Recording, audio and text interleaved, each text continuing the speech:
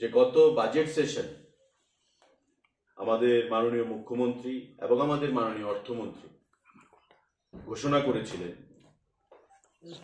যে আয়ুষ্মান ভারতের আদলে ত্রিপুরা রাজ্যে আমরা রাজ্যের মানুষের চিকিৎসা ব্যবস্থার কথা মাথায় রেখে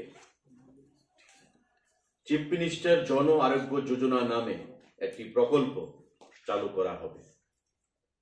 এটা বাজেট অধিবেশনে বলা হয়েছে এবং তার জন্য 59 কোটি টাকার একটা বরাদ্দ সেখানে হিসাব করে রাখা হয়েছিল।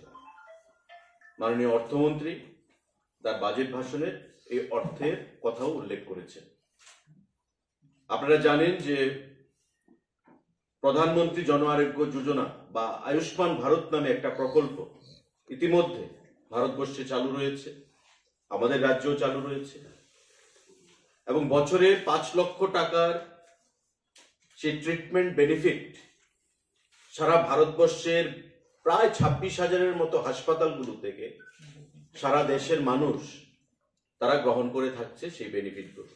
আমাদের রাজ্যেও সেই বেনিফিট রাজ্যের গরিব অংশের মানুষ বিশেষ করে সেটা গ্রহণ করে আসছে এবং ত্রিপুরা রাজ্যে এই আয়ুষ্মান ভারতের অধীন প্রাইম মিনিস্টার জন আরোগ্য যোজনা তার অধীন প্রায় 4.5 লক্ষ মানুষ জনগণ ইতিমধ্যে রেজিস্টার্ড হয়েছেন এবং 5 লক্ষ টাকা করে বছরে বিভিন্ন চিকিৎসা সেখানে সুযোগ সুবিধা তারা গ্রহণ করছেন।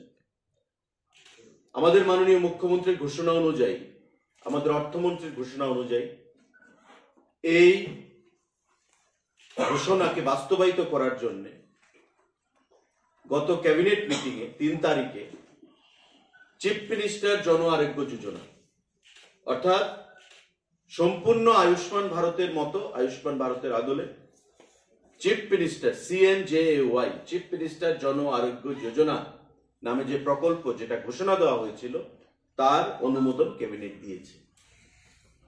4.5 লক্ষ ফ্যামিলি যারা ইতিমধ্যে আয়ুষ্মান কার্ড পাচ্ছে সুযোগ সুবিধা তারা এই প্রকল্পের বাইরে থাকবে। কারা কারা এই প্রকল্পের সুবিধা গ্রহণ করতে পারবে? যারা আয়ুষ্মান ভারতের প্রকল্পের মধ্যে অলরেডি রেজিস্টার্ড তারা ব্যতি রেখে সবাই এই প্রকল্পের আওতায় আসবে। আর শুধুমাত্র 10,000 বিল্ডিং এবং আদার কনস্ট্রাকশন যারা ওয়ার্কার সঙ্গে মানে লেবার ডিপার্টমেন্টে তাদেরও সেখানে 10,000-এর মতো শ্রমিক রয়েছে, তারা তার বাইরে সেখানে থাকবে। অর্থাৎ আমাদের যেটা লক্ষ্যমাত্রা প্রায় 4,15,000 ফ্যামিলিজ সারা রাজ্যে এই চিফ মিনিস্টার জন আরোগ্য যোজনার আওতায় আসবে। বছরে 5 লক্ষ টাকা করে তারা বিভিন্ন চিকিৎসা পরিষেবার সুযোগ তারা গ্রহণ করতে পারবে।